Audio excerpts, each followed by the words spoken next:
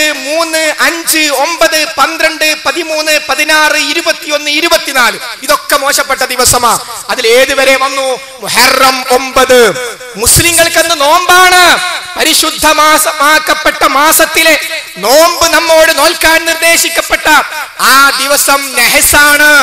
ജൂതന്മാര് വിജയിക്കുകയല്ലേ, ഷിയാക്കൾ വിജയിക്കുകയല്ലേ? തീർന്നില്ല. ദുൽഹജ്ജ് മാസത്തിലെ നെഹസ് കേട്ടോളൂ.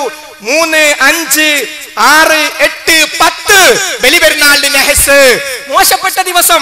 കുപ്പായിടാൻ താല്പര്യമില്ല, അത്ര പെരുത്താൻ താല്പര്യമില്ല. കാരണം പള്ളിന്റെ ഉള്ളിൽ തൂക്കിയ കലണ്ടറിലാണ് ബലിപെരുന്നാൾ നെഹസ്.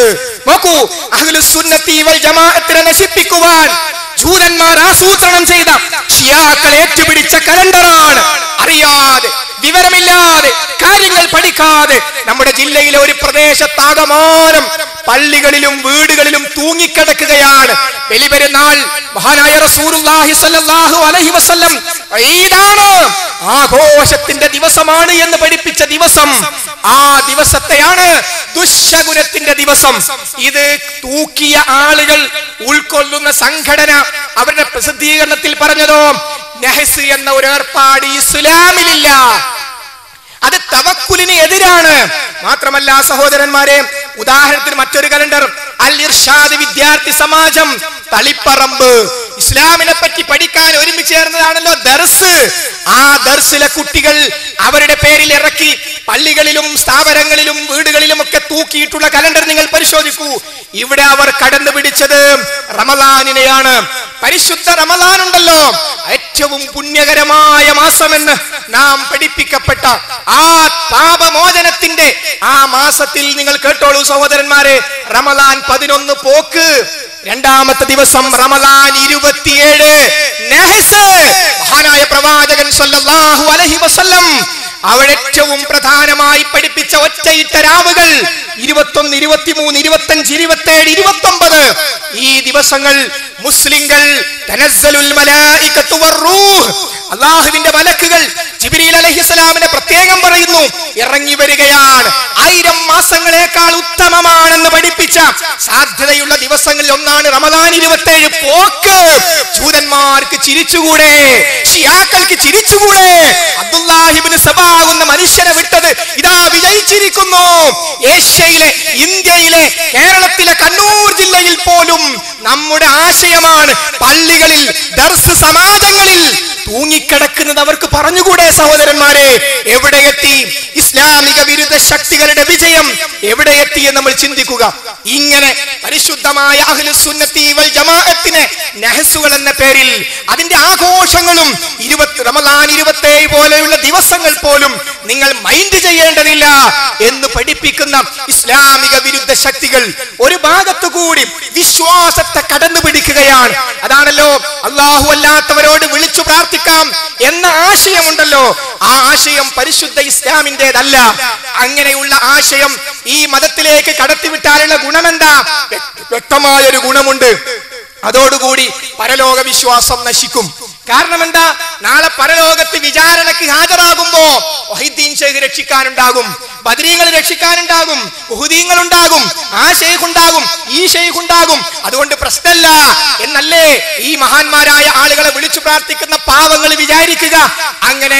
അങ്ങനെ മനുഷ്യരുടെ പരലോക വിശ്വാസം തകർത്ത് അവരുടെ ജീവിതത്തെ താറുമാറാക്കുകയാണ് അവർ ചെയ്തിട്ടുള്ളത്. വിശദാംശങ്ങൾ നമുക്ക് മഗ്‌രിബിന് ശേഷം വിശദമായി കേൾക്കുവാനുണ്ട്, അങ്ങോട്ട് പ്രവേശിക്കുന്നില്ല. അതുകൊണ്ട് വിശ്വാസപരമായ തലങ്ങളിൽ ആ ഒരു അത്തരത്തിലുള്ള ബോധപൂർവമായ പരിശ്രമം ലോകത്ത് നടക്കുകയാണ്. അതോടൊപ്പം തന്നെ മറ്റൊരു രൂപം എന്താ? അതോടൊപ്പം ഹാക്കിമിയത്തുല്ലാഹ്, അല്ലാഹു സുബ്ഹാനഹു വ തആലയുടെ വിധിയാണ് ഈ ലോകത്ത് നടപ്പാകേണ്ടത്. അതാണ് നടപ്പായിക്കൊണ്ടിരിക്കുന്നത്. അത് ദുർവ്യാഖ്യാനം ചെയ്തുകൊണ്ട് അല്ലാഹുവിന്റെ ഭരണമാണ് ഇവിടെ വേണ്ടത്, അല്ലാഹുവിന്റെ ഭൂമിയിൽ അല്ലാഹുവിന്റെ ഭരണമാണ് വേണ്ടത്. അതുകൊണ്ട് ഇസ്ലാമിക ഭരണം എന്നത് ലാ ഇലാഹ ഇല്ലല്ലാഹയുടെ താല്പര്യമാണ് എന്ന് പറഞ്ഞുകൊണ്ട് പുതിയ വാദവുമായി ആളുകൾ രംഗത്തെത്തി. ഷിയാക്കളാണ് ഈ വാദവും ആദ്യമായി ലോകത്ത് പഠിപ്പിച്ചത്. അവർക്ക് എന്ത് വേണം? ഈ ലോകത്തുള്ള മുസ്ലിം യുവാക്കൾ അവരുടെ ഊർജം പ്രവാചകന്മാരുടെ മാർഗത്തിലേക്ക് പോകരുത്, സ്വഹാബത്തിന്റെ മാർഗത്തിലേക്ക് പോകരുത്. അതിനവർ എന്ത് ചെയ്തു? അവർ പുതിയൊരാശയം വെച്ചു കൊടുത്തു. ലാ ഇലാഹ ഇല്ലല്ലാഹ്ക്ക് പുതിയ വ്യാഖ്യാനം പറഞ്ഞു കൊടുത്തു. അതുകൊണ്ട് അള്ളാഹുവിന്റെ ഭൂമിയിൽ അള്ളാഹുവിന്റെ ഭരണം വരണം, അതിനുവേണ്ടി പരിശ്രമിക്കണം. ഇമാമത്ത് വാദം അവതരിപ്പിച്ചു. അങ്ങനെ അലി റളിയല്ലാഹു അൻഹുവിനും അതിനുശേഷം വരാൻ പോകുന്ന ഇമാമുകളുമാണ് ഈ ലോകം ഭരിക്കേണ്ടത് എന്ന പുതിയൊരു ചിന്താധാര. ആ ചിന്താധാരയാണ് മൗലാന മൗദൂദി പിന്നീട് ഏറ്റുപിടിക്കുന്നത്. ആ കാര്യം അദ്ദേഹവും പറഞ്ഞു. ലാ ഇലാഹ ഇല്ലല്ലാഹ് വ്യാഖ്യാനിച്ചുകൊണ്ട് അതിന് 3 അർത്ഥമുണ്ട് എന്ന് പറഞ്ഞു. ആരാധന, അടിമത്തം, അനുസരണം, 3ഉം പരിഗണിക്കേണ്ടതാകുന്നു എന്ന് അദ്ദേഹം പറഞ്ഞു. 3ഉം ഇബാദത്തിന്റെ അർത്ഥം തന്നെ എന്ന് പറഞ്ഞു. എന്തായി? ഇല്ലാത്ത അർത്ഥം തൗഹീദിന് വന്നപ്പോൾ തൗഹീദ് വികലമായി. ഇന്ത്യയിൽ പോലും ഇസ്ലാമിക ഭരണത്തിന് വേണ്ടിയാണ് പരിശ്രമിക്കേണ്ടത്. ഭരണമില്ലാത്ത ദീൻ സങ്കല്പത്തിലെ വീട് പോലെ എന്ന നമുക്ക് ഏവർക്കും പരിചയമുള്ളതും കുപ്രസിദ്ധവുമായ ഇസ്ലാമിക വിരുദ്ധ ആശയം ലോകത്ത് പ്രചരിക്കാൻ തുടങ്ങി. അതിന്റെ പ്രതിഫലനം എന്താ? മഹാനായ ഇബ്രാഹിം നബി അലൈഹിസ്സലാമിനെ തള്ളുന്ന അവസ്ഥയെത്തി. ഇബ്രാഹിം നബി അലൈഹിസ്സലാമിനെ കുറിച്ച് ഖുർആൻ എന്താ പറഞ്ഞത്? സൂറത്ത് നജ്മിലെ 37-ാമത്തെ ആയത്തിൽ മഹാനായ ഇബ്രാഹിം നബി അലൈഹിസ്സലാമിനെ കുറിച്ച് പറയുന്നു, വ ഇബ്രാഹിം അല്ലദീ വഫാ, കടമകൾ പൂർത്തിയാക്കിയ ഇബ്രാഹിം.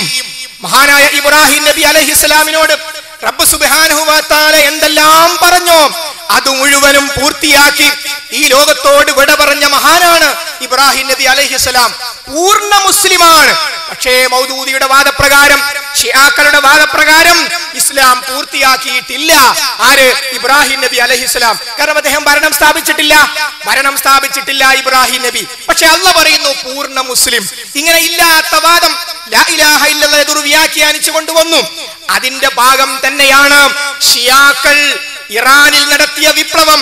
ആ വിപ്ലവത്തെ ഈ നാട്ടിൽ ചില ആളുകൾ ഇസ്ലാമിക വിപ്ലവം എന്ന് പരിചയപ്പെടുത്തി.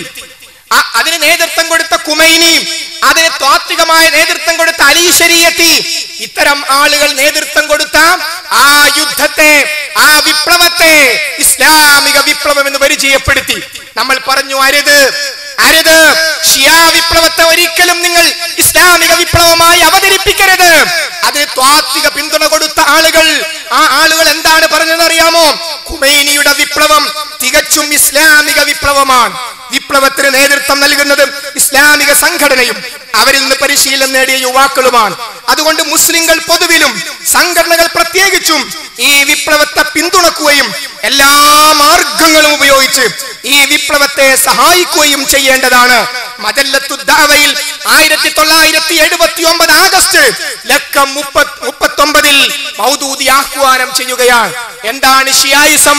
മഹാനായ റസൂലുള്ളാഹി സ്വല്ലല്ലാഹു അലൈഹി വസല്ലമക്ക് ശേഷം 1-ാം ഖലീഫയാകേണ്ടത് നാം മനസ്സിലാക്കിയതുപോലെ അലി ഇബ്നു അബീ ത്വാലിബ് റളിയല്ലാഹു അൻഹു ആണ്. ഖുമൈനിയുടെ ഭാഷയിൽ, അലി ശരീഅത്തിയുടെ ഭാഷയിൽ 3 ഖലീഫമാർ, Abu Bakr Siddiq, Umar bin Khattab, Usman ibn Affan റളിയല്ലാഹു അൻഹും. ഈ 3 പേരും മുർത്തദ്ദുകളാണ്, മതത്തിന്ന് പുറത്തുപോയവരാണ് എന്നാണ് ഷിയാക്കളുടെ വാദം. അവർ നടത്തുന്ന വിപ്ലവം മാത്രമല്ല, ഖുമൈനിയുടെ ജീവിതചര്യ രേഖപ്പെടുത്തിയ പുസ്തകങ്ങളിൽ കാണാം, ഖുമൈനി സുബഹി കഴിഞ്ഞാൽ ദുആ ചെയ്യും, അബൂബക്കറിന് ലാനത്ത് കൊടുക്കണേ, ആയിഷക്ക് ലാനത്ത് കൊടുക്കണേ. അഹ്ലുസ് സുന്നത്തി വൽ ജമാഅത്തുകാരനായ ഒരാൾ അബൂബക്കർ സിദ്ദീഖ് റളിയല്ലാഹു അൻഹു എന്നാണ് പറയുക, ആയിഷ റളിയല്ലാഹു അൻഹ എന്നാണ് പറയുക. കാരണം അബൂബക്കർ സിദ്ദീഖ് റളിയല്ലാഹു അൻഹു ഫിൽ ജന്ന, അബൂബക്കറും ഫിൽ ജന്ന എന്ന് റസൂലുള്ളാഹി സർട്ടിഫിക്കറ്റ് നൽകിയിട്ടുണ്ട്. ആയിഷ റളിയല്ലാഹു അൻഹ അടക്കമുള്ള പ്രവാചകന്റെ ഭാര്യമാരെ പറ്റി ഉമ്മഹാത്തുൽ മുഅ്മിനീൻ, മുഅ്മിനീങ്ങളുടെ മാതാക്കൾ എന്നല്ലേ പറഞ്ഞത്. പക്ഷേ ഈ 2 പേർക്ക് ലഅനത്ത് കൊടുക്കട്ടെ എന്നാണ് ഖുമൈനിയുടെ ദുആ, അല്ലേ? ആ ഖുമൈനി നയിച്ച വിപ്ലവം ഇസ്ലാമിക വിപ്ലവമാണെന്നാണ് പറഞ്ഞത്. ഗൗരവപൂർവ്വം നമ്മൾ ഇത് മനസ്സിലാക്കണം. അതുകൊണ്ട് തന്നെ ആ വിപ്ലവത്തെ ഇസ്ലാമിക വിപ്ലവമാണെന്ന് പറയരുത്.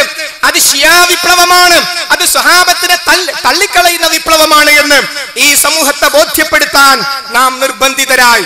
ഷിയാ വിപ്ലവം നടത്തുന്നതിന് വേണ്ടി ആളുകൾക്ക് ആവേശം കൊടുത്ത, അവർക്ക് താത്വികമായ പിന്തുണ കൊടുത്ത, പ്രസംഗങ്ങൾ നടത്തിക്കൊടുത്ത ഡോക്ടർ അലി ശരീഅത്തി, അലി ശരീഅത്തിയുടെ പ്രസംഗങ്ങൾ ക്രോഡീകരിച്ചുകൊണ്ടുള്ള പുസ്തകമാണ് രക്തസാക്ഷ്യം എന്ന് പറയുന്ന പുസ്തകം.